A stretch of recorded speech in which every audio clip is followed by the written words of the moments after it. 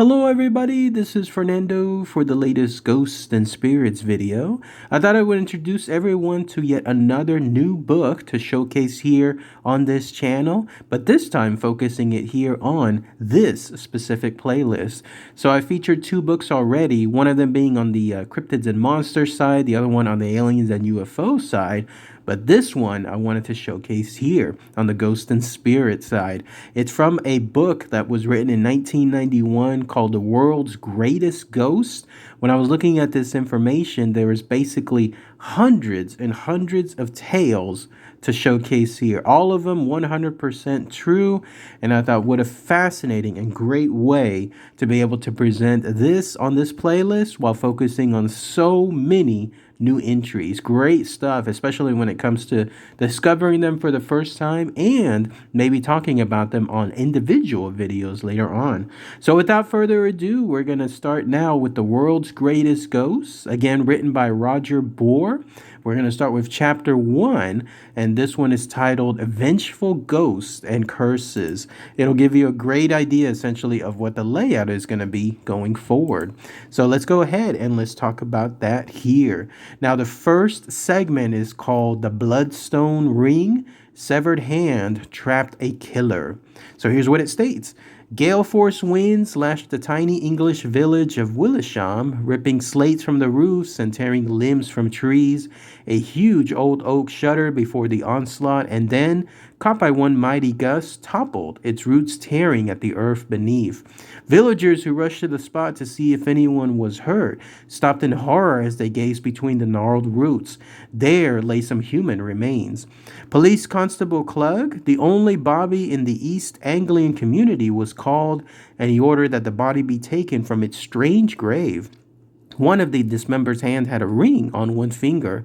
Acting on a hunch, the grim-faced constable carried the hand to Ellen Gray, sister of a girl who had vanished mysteriously 18 years before in 1873. Ellen screamed and then hugged the ghastly relic to her breast. "It's Mary's," she sobbed. "The bloodstone ring was my wedding gift. She was born in March, and it was her birthstone." Klug understood. Though the case was before his time, it was so well known in the area it had been the subject of a popular ballad. On her 18th birthday, Mary Gray had married Basil Osborne. She had written a letter to John Bodneys, her sweetheart since childhood, asking for his forgiveness. An hour before the groom was to take her away on the honeymoon, Mary told her sister she wanted to spend a little time alone in the upstairs room they had shared. When Osborne arrived with the carriage, she still hadn't come down. Frightened, they forced their way into the locked bedroom but found no trace of the bride.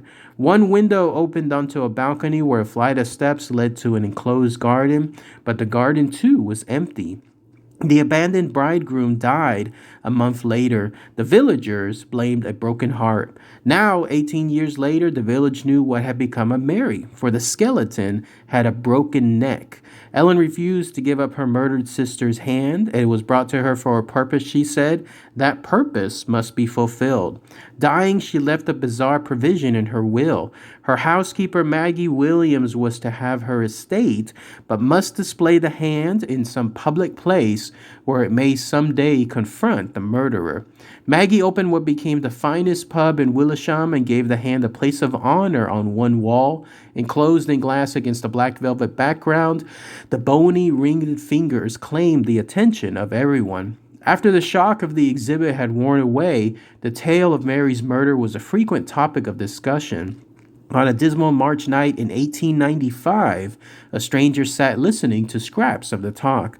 "Must have been such a night as this that the wind ripped out that old oak tree," said the publican. And so the stranger, a brooding man with a ravaged face, looked up from his glass. "I don't understand what oak tree," he asked. "Have a look at the case on the wall, and then we'll tell you the story," the barman said. Moments later, the stranger was screaming. He sagged against the wall, blood dripping from his fingers.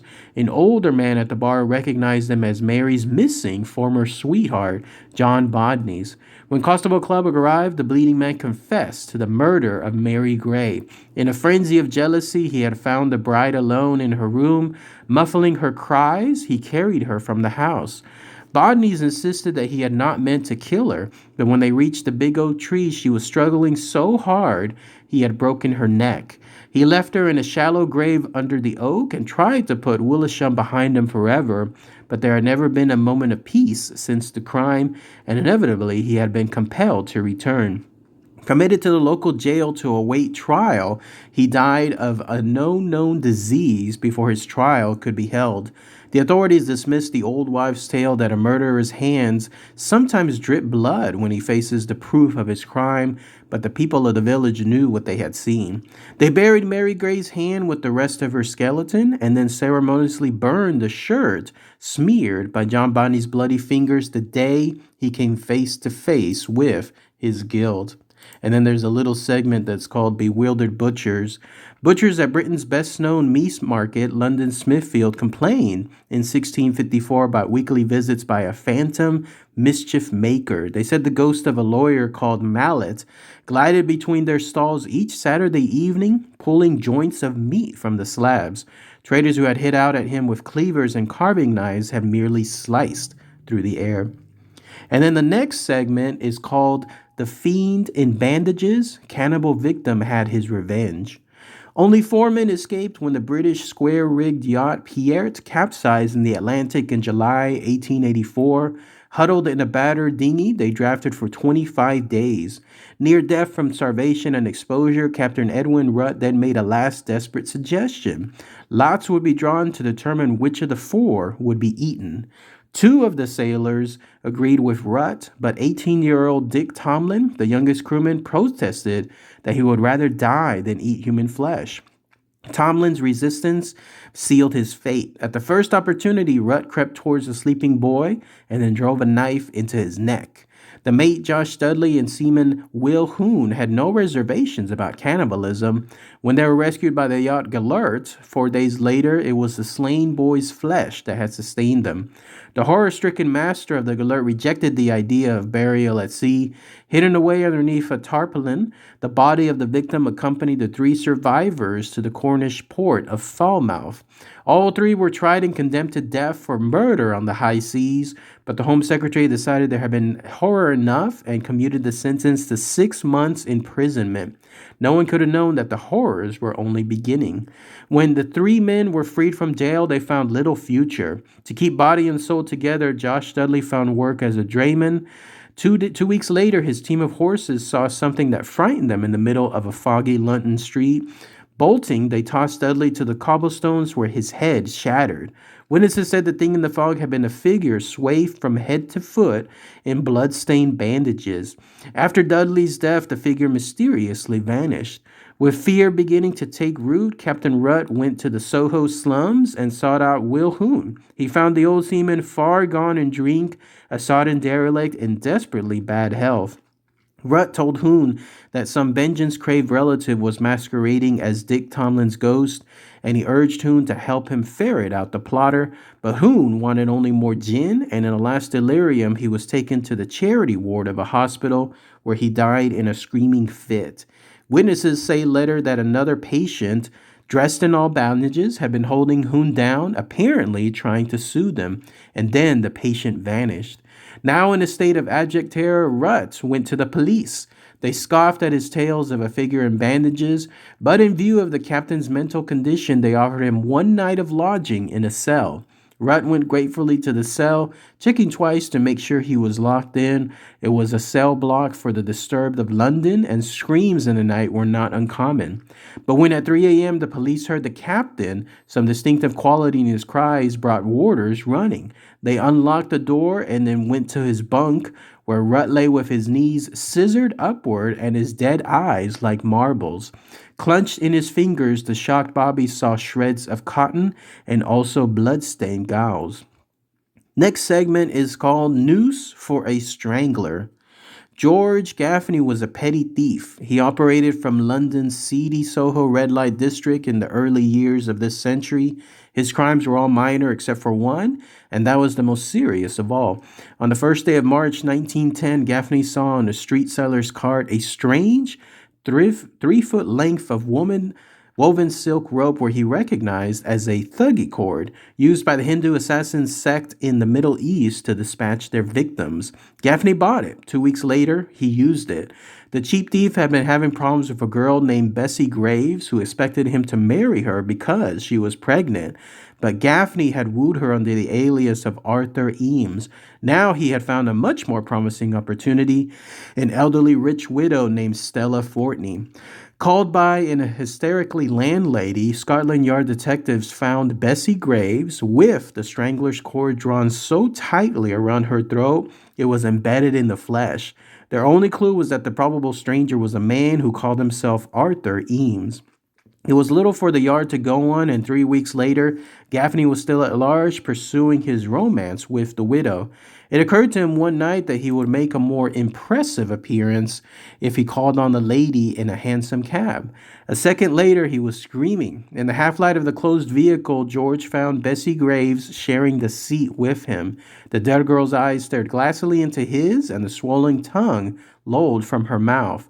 For more than a week, Gaffney drank steadily. Then he went to see Stella. She was far from friendly that evening, but melted when Gaffney gave her a stolen diamond ring. They shared a bottle of champagne, after which she sent him to the cellar for another. Bearing a kerosene lamp, Gaffney was halfway down the steps when Bessie Graves climbed out of the darkness to meet him. She had succeeded in loosening the strangler's cord, which swung from her throat like a necklace, but those staring eyes were worse. Screaming, Gaffney threw the lamp at her and then crashed headlong to the bottom of the stairs. Gaffney spent 3 weeks in the hospital, and when he left, he decided that he had only one chance of throwing off the ghost who would not leave him alone. If he put England behind him forever, perhaps Bessie Graves would remain there too. And so he booked passage on the liner Montrose for Quebec. With renewed hope, he checked into a small hotel on the eve of the village. In the semi-gloom of the room, he saw Bessie again. This time, she had freed herself from the silken noose and was holding it out to him. Feebly, he took it from her claw-like fingers, and when he lifted his eyes again, Bessie had vanished. But the message was obvious. Gaffney sat down and began to scrawl his confession. He told in detail of Bessie's murder and her successive visits from the tomb, and now he said there was no possible escape. Called by hotel staff, men from the yard broke into Gaffney's room. They found the thief hanging from a beam. They read his confession and agreed at once that the case of the Soho strangler was closed. Yet there was one element of the case that puzzled them. For the first time, a vital piece of evidence had vanished from the yard's thief-proof vaults. It was the thuggee cord, the same cord that Gaffney used to hang himself in the closet. And then there's a little segment called Potato Geist. A potato crisp firm called in an exorcist after a floating, headless figure terrified night shift workers at the company warehouse in Lancaster, England. Interesting. Next segment is called Murder on the Menu, how Lazio cooked up a lethal plot. Innkeeper Lazio Kronberg and his wife Susie faced a bleak future in the little Hungarian town of Tiszakört. It was 1919, and the couple had spent their savings trying to keep the inn from going throughout the Great War. Now they had hardly enough to even buy food. There were other tragedies. Their only daughter had run away to Budapest, where she was said to be a prostitute. Their eldest son, Nicholas, had also run away, fleeing the house at an age of 9 after Lazio whipped him for failing at school, and their other 2 sons had died in the war. Night after night, the old couple would sit and discuss the hopeless years ahead. At last, they came to the grim decision that there was only one hope: murder for profit. Carefully, they prepared for the killings. Lazio dug a long trench 6 foot deep into the woods. He filled it with quicklime, prepared to tell anyone who asked that he was planning to build new outhouses. From the village store, Susie bought home a small brown sack filled with Stychin crystals. She told the storekeeper they were going to use it to poison wolves. Between 1919 and 1912 or 1922, 10 people breathed their last days in the Kronberg Inn. In all cases, there had been good wine with dinner and an even more remarkable vintage afterwards. heavily laced with the strychnine. The couple grew more cautious as their stolen wealth increased. There must be only one more victim, and then the quicklime pit would be sealed forever. He came on August 14th, 1922, a genial fat man in his mid-30s with a suitcase so heavy that it must surely contain gold coins. He had been a salesman for years and was now looking for a good land in which to invest his money. When Susie cooked the evening meal and Lazio served it, the visitor insisted that they must be his guests for supper and they must call him by his nickname, Lucky. Throughout the festive 2-hour meal, the guests talked about his travels and was so friendly that the Kronbergs were reluctant to kill him. But it had to be done, and at last Susie brought in that special wine.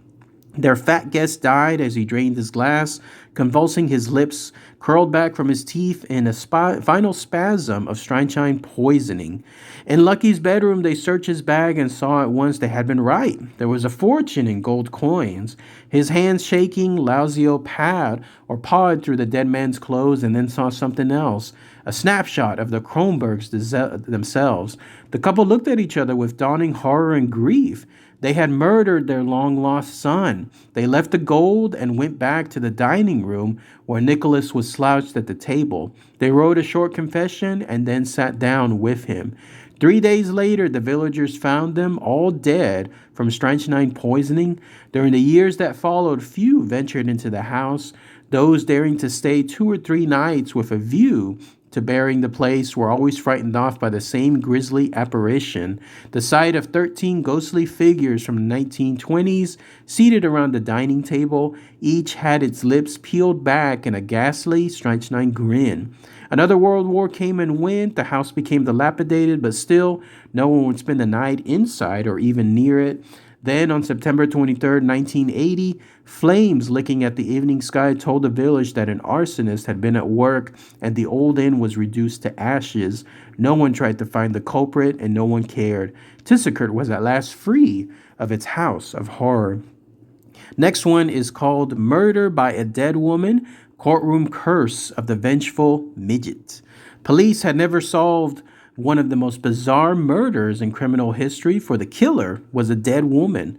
The roots of the crime go back to the 1870s when Miss Ada Danforth and her little ward, Fanchen Moncare, regularly cruised between France and New York. Miss Danforth explained that Fanchen was an orphan whose parents had died in a fire. On her 18th birthday, she would inherit a fortune, but meanwhile, Ada was her legal guardian. Fanchen would curtsy adorably to any inquiring passenger and just skip away with her doll. But back in her stateroom, the child masquerade ended.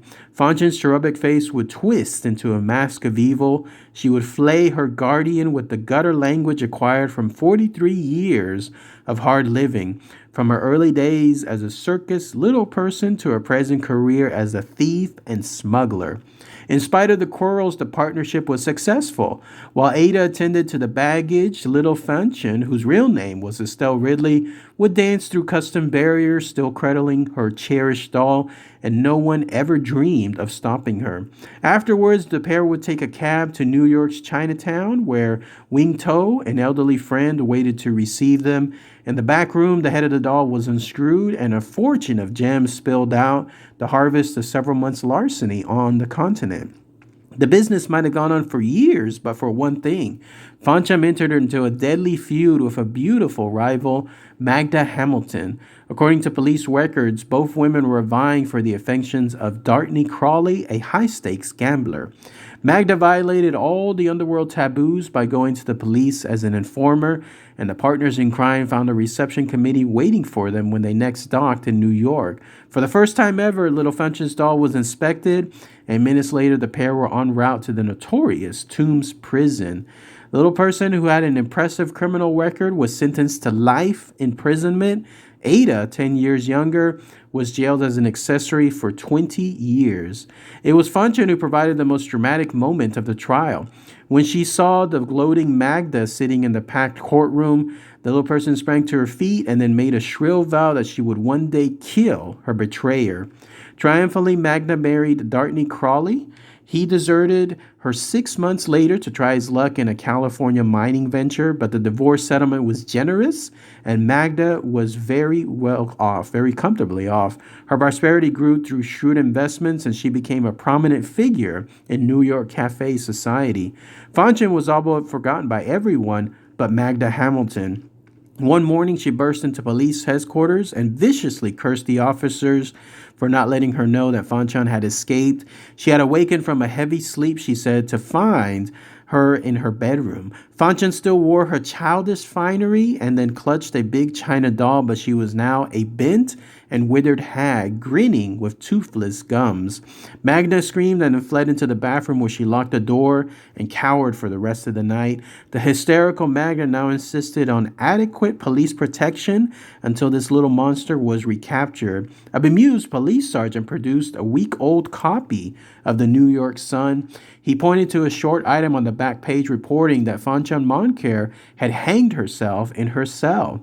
That afternoon, Magda Hamilton booked passage for Europe on a Cunard liner. Since the ship was to leave the next day, she had a farewell dinner with a friend and then went home. Next day, the servants found her trunks neatly packed, but there would be no ocean voyage for Magda. The woman was sprawled half naked on her bed. Her eyes protruded, and there was congealed blood at the corners of her mouth. According to the medical examiner, she literally drowned in her own blood. The membrane of her throat was ruptured as if some heavy object had been rammed into it with a savage force, and the murder weapon was never found, but there was a clue of sorts. Lodged in Magda's bloody mouth were several hairs, similar to those found on the head of the child's china doll. And that's it. Let's go ahead and let's stop it here. This will be, again, part 1 of chapter 1 of the book, The World's Greatest Ghost. This chapter dedicated to vengeful ghosts and then curses. Again, it gives you an idea, right, essentially of what each chapter will entail. We're talking hundreds of stories here, each one its own separate tale, true tale, in other words, featuring separate people and their encounters or whatever they did that led to these ghostly visits. Great stuff. It makes you wonder, like there's almost a little universe between every single page that these segments illustrate. So that's why I wanted to showcase it here. There's just so much information. So the first one, the Bloodstone Ring, was pretty interesting, because here you had a situation where a skeleton was found underneath a tree, and then it turns out that this person was the missing person from a couple of years back. In fact, it was someone, a bride, in other words, that was found disappeared from her home. No one knew what happened to her, and then lo and behold, there's her skeleton, broken neck, and then you had that hand that had the ring that the other sister immediately recognized. And then afterward, once it was placed into that area, into that bar, that's when all of a sudden the murderer had come by. And it turned out it was her former sweetheart, a guy by the name of John Bodneys. He apparently was her former sweetheart since childhood. He could not bear for her, I guess, marrying that other person. And so he accidentally killed her. But then he, in turn, now had this hand pointing towards him with blood dripping. And so that alerted everyone that it was him. Fascinating stuff, right? Then you had the next segment, The Fiend in Bandages. This one was pretty interesting too. It involved cannibals. Here you had a situation where you had some people that were basically shipwrecked.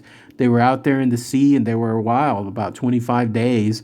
And so because of the starvation that was about to befell them, these 4 people basically drew straws, and then all of a sudden they picked one person, 18-year-old named Dick Tomlin. He was the one that didn't want to eat anyone. He would rather die. And so they almost granted his wish. And so they ended up eating him. But then afterward, his ghost started to haunt them, each one of them separately, until finally the last person, the captain, tried to put himself into a jail cell, to make sure that nobody else could get to him. And then lo and behold, he was found murdered the next morning. And then there he was with the bloodstained gauze that was from the bandages associated with that Dick Tomlin, as proof that was the killer, that the ghost had come back and essentially killed him afterward. Then the other one, Noose for a Strangler, had to do with a story involving a thief. Here you had that situation where the thief Gaffney had essentially used some kind of cord to essentially kill someone, in this case, a woman, someone that he was initially going after, but then decided to go after someone else. And so he took care of her, and then that ghost started to haunt him. And then finally he decided to leave. And even then, going to another country, there she was once again following him, and then giving him that same cord that he in turn had killed her with. And so he ended up hanging himself, writing the confession, and then posting it there for everyone to see. So interesting story. By the way, all these segments, I love that they take place like in the 1800s. It's like, again, a whole world of people that had lived. These were real people, real situations. They had lived their lives, and then now they're just passages within this book. But it's a great way to go back in time and then, at least for a little bit, showcase their history and, again, what led to their ghostly encounters. And then the next segment, Murder on the Menu, once again, dealing with killings.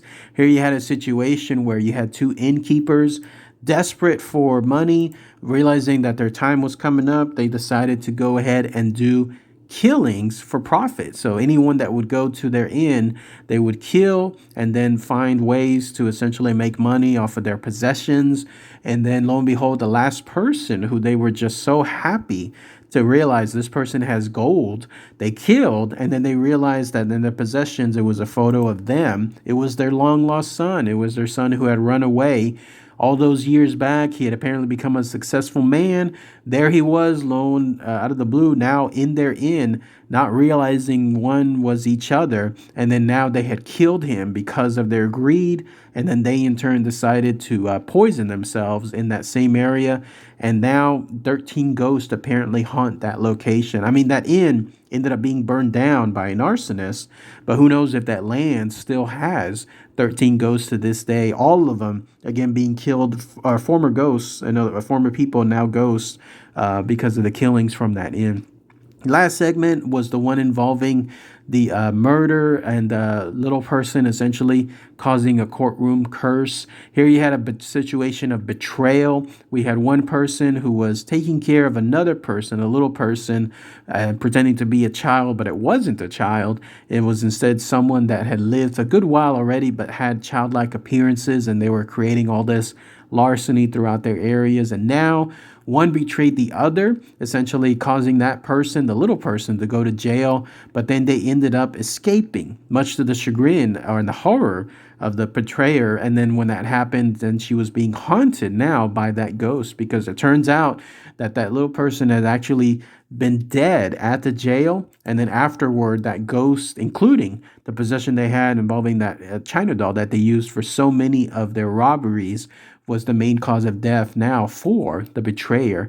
Great stuff when it comes to this story involving revenge. And again, this happened in real life. But let me know what you guys think. Essentially, this is what it's going to be when it comes to this book. This will be a book. It's certainly living up to the title of The World's Greatest Ghost. There's going to be so many stories, not to mention the little blurbs. There's like little mini segments that talk about yet other ghostly experiences. I can't wait to share it with everyone here. The rest of this chapter, we're talking almost 200 pages of this stuff. So let me know too what you thought in the comments, and if you wanted to see more of this as well. All right, everybody. Thanks again as always. Take care.